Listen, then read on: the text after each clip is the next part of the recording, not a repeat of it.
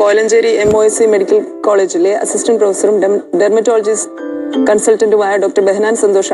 സ്ത്രീകൾക്കും പുരുഷന്മാർക്കും ഒരേപോലെ ആശങ്ക ഉണ്ടാക്കുന്ന ഒരു വിഷയമാണ് നമ്മൾ ഇന്ന് ഡോക്ടറോട് ചോദിച്ച് മനസ്സിലാക്കുന്നത്. മുടിയുടെ ഉള്ളു കുറയുന്നതും മുടി പൊഴിച്ചിലും.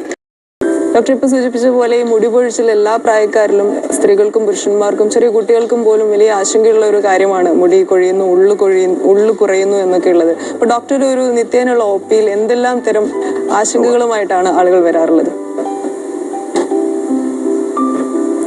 ഇത് വലിയൊരു ചോദ്യമാണ്. കാരണം വെച്ചാൽ ഏത് കാലഘട്ടം എടുത്തു കഴിഞ്ഞാലും മുടിയെക്കുറിച്ചുള്ള അല്ലെങ്കിൽ മുടി കൊഴിച്ചിലിനെ കുറിച്ചുള്ള പ്രശ്നം എപ്പോഴും ഒരു ഹോട്ട് ടോപ്പിക്കായിട്ട്, മഞ്ജുവിനോട് സംസാരിക്കുമ്പോൾ മഞ്ജു ആദ്യം പറഞ്ഞത് ഹോട്ട് ടോപ്പിക്കാണ്. ഈ മുടി എന്ന് പറയുന്ന ഒരു ഹോട്ട് ടോപ്പിക്കാണ്. കാരണം മനുഷ്യന്റെ ഒരു സൗന്ദര്യ സങ്കല്പം എന്ന് പറയുമ്പോൾ അതിനകത്ത് മുടിയുടെ ഒരു പങ്ക് വളരെ വലുതാണ്. കാരണം വെച്ചാൽ ഒരു സൗന്ദര്യത്തിന്റെ പ്രതീകം തന്നെയായിട്ടാണ് മുടി. അത് പുരുഷന്മാരായിക്കോട്ടെ സ്ത്രീകളായിക്കോട്ടെ. അതുകൊണ്ട് തന്നെയാണ് നമുക്ക് ഉപ്പൂറ്റി വരെ മുടി വേണം, അങ്ങനെ മുടി വരുത്താനുള്ള മരുന്ന്, അല്ലെങ്കിൽ കഷണ്ടി ഒരാഴ്ച കൊണ്ട് മാറ്റാം എന്നുള്ള കാര്യങ്ങൾക്കൊക്കെ വേണ്ടി ഉള്ള അഡ്വർടൈസ്മെന്റ് കാണുമ്പോൾ നമ്മൾ ആ പ്രലോഭനത്തിൽ വീഴുന്നത് അതുകൊണ്ടാണ്. മുടി കൊഴിച്ചിൽ ഇപ്പൊ സാധാരണയായിട്ട് OPയിൽ കാണുന്ന ചിലർക്കാണെങ്കിൽ മുടി കുളിക്കുമ്പോൾ ഒരുപാട് പോകും. അതായത് അവരുടെ ബാത്റൂമിലൊക്കെ ഒരുപാട് മുടി വീഴും, അവർ തോർത്തുമ്പോൾ ഒരുപാട് മുടി പോകും, അല്ലെങ്കിൽ ചീകുമ്പോഴായിരിക്കും, അല്ലെങ്കിൽ അവരുടെ ഉറങ്ങി എഴുന്നേറ്റ് കഴിയുമ്പോൾ അവരുടെ തലേണയിൽ നിറച്ചു മുടിയായിരിക്കും. അങ്ങനെ ഒരു കൂട്ടം ആളുകളുണ്ട്. മറ്റൊരു കൂട്ടരാണെങ്കിൽ നെറ്റി കയറുന്നു, തലയോട്ടി വളരെ തെളിഞ്ഞു കാണുന്നു എന്ന് പറയുന്നവരുണ്ട്. പിന്നെയുള്ളത് വട്ടത്തിൽ മുടി പോകുന്ന ഒരുപാട് ആളുകളുണ്ട്. സോ ഇങ്ങനത്തെ രീതിയിലാണ് കൂടുതലായിട്ട് മുടി കൊഴിച്ചിൽ നമ്മൾ OPയിൽ കണ്ടുവരുന്നത്. ഡോക്ടർ ഇപ്പോൾ സൂചിപ്പിച്ച ഈ ലക്ഷണങ്ങളൊക്കെയാണോ മുടി കൊഴിച്ചിൽ ഒരു രോഗമാണ് എന്ന രീതിയിൽ നമ്മൾ തിരിച്ചറിയേണ്ടതും ഒരു മരുന്നുകൾ മേടിക്കേണ്ടതും? അത് ആദ്യം എന്താണ്, പലപ്പോഴും നമുക്ക് ഒരുപാട് മിഥ്യാധാരണകളുണ്ട്. അതായത് മുടി കൊഴിഞ്ഞാൽ അത് കഷണ്ടിയിലേ അവസാനിക്കുകയുള്ളൂ, അല്ലെങ്കിൽ മുടി കൊഴിയുന്ന കഷണ്ടിയുടെ ലക്ഷണമാണ് എന്നുള്ളൊരു തെറ്റിദ്ധാരണ നമ്മുടെ ഇടയിലുണ്ട്. ശരിക്കും ആ തെറ്റിദ്ധാരണ മാറ്റണം. രണ്ടാമതായിട്ട് ഒരു ദിവസം ഒരു 10-20 മുടി പോയി കഴിഞ്ഞാൽ അതൊരു വലിയ പ്രശ്നമായി കാണുന്ന ഒരു അവസ്ഥയും നമ്മുടെ ഇടയിലുണ്ട്. ഇതല്ല എന്നുള്ളത് മനസ്സിലാക്കേണ്ടിയിരിക്കുന്നു. ഇതിൽ ഏറ്റവും സാധാരണയായിട്ട് കാണുന്നത് ടീലജൻ എഫ്ലൂവിയം എന്ന് പറയുന്ന ഒരു മുടി കൊഴിച്ചിലാണ്. അതിന്റെ പ്രത്യേകത എന്ന് വെച്ച് കഴിഞ്ഞാൽ നമുക്ക് ചിലപ്പോൾ ഒരു പ്രഗ്നൻസി ആയിരിക്കാം, അല്ലെങ്കിൽ എന്തെങ്കിലും ഒരു ട്രിഗർ ഇവന്റ് കഴിഞ്ഞ് ഒരു 2-3 മാസത്തിന് ശേഷം ഒരുപാട് മുടി, അതായത് ഒരു 150 മുടിയിൽ കൂടുതൽ പോകുന്ന അവസ്ഥയെ നമ്മൾ ഒരു രോഗമായി തന്നെ കാണും. അതിന് ഒരുപാട് കാരണങ്ങളുണ്ട്. ഒന്നാമത്തെ കാര്യം ഞാൻ പറഞ്ഞ പോലെ ഇപ്പോൾ ഒരു പ്രഗ്നൻസിയുടെ സമയത്തൊക്കെ ഒരുപാട് ഈസ്ട്രോജൻ്റെ എക്സസ് ഉണ്ട്. ആ പ്രഗ്നൻസി കഴിഞ്ഞ് ഒരു 3 മാസം ആകുമ്പോഴത്തേക്കും ഈ ഈസ്ട്രോജൻ ഒക്കെ കുറഞ്ഞു പോയി. അങ്ങനെ ഇരിക്കുന്ന അവസ്ഥയിൽ മുടി ഒരുപാട് പോകും.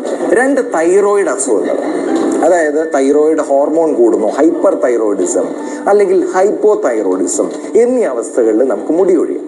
പിന്നെ എല്ലാവരും ഒരു രീതിയാണ് ക്രാഷ് ഡയറ്റ് ചെയ്യുക എന്നുള്ളത്. പെട്ടെന്നൊരു കല്യാണം വന്ന് നമ്മൾ പെട്ടെന്ന് തടി കുറയ്ക്കുന്നു, അല്ലെങ്കിൽ എനിക്ക് ഡ്രസ്സ് ഫിറ്റ് ആവാൻ തടി കുറയ്ക്കുന്നു. അങ്ങനെ ഒരു ക്രാഷ് ഡയറ്റ് ചെയ്യുമ്പോൾ നമുക്ക് ആവശ്യമുള്ള പോഷകങ്ങളൊന്നും നമുക്ക് കിട്ടുന്നില്ല. അങ്ങനെ വരുമ്പോൾ നമുക്ക് പ്രോട്ടീൻ്റെ ഡെഫിഷ്യൻസി വരാം, അയണിൻ്റെ ഡെഫിഷ്യൻസി വരാം, വൈറ്റമിൻസിൻ്റെ ഡെഫിഷ്യൻസി വരാം, സിങ്കിൻ്റെ ഡെഫിഷ്യൻസി വരാം, വൈറ്റമിൻ ഡിയുടെ ഡെഫിഷ്യൻസി വരാം. അങ്ങനെ ഒരുപാട് ഡെഫിഷ്യൻസികൾ വരാം. ആ ഡെഫിഷ്യൻസി കൊണ്ട് നമുക്ക് മുടി കൊഴിയാം. പിന്നീട് ഹോർമോണൽ പ്രശ്നങ്ങൾ, പോളിസിസ്റ്റിക് ഓവറിയൻ ഡിസീസ്, ശരീരത്തിന്റെ വേറെ പലയിടത്തും മുടികൾ ഉണ്ടാവുമെങ്കിലും തലയിലുള്ള മുടി കൊഴിഞ്ഞു പോകുന്ന സ്ത്രീകളിൽ പ്രത്യേകം കാണുന്നതാണ് PCO. പിന്നെ എന്തിലേറെ പറയുന്നു, ഈ ചെറിയൊരു 1-10 മുടി പോകുമ്പോഴത്തേക്കും ടെൻഷൻ അടിക്കുമ്പോൾ തന്നെ നമ്മുടെ മുടി പിന്നെയും പോകാനുള്ള ചാൻസുകൾ വരികയാണ്.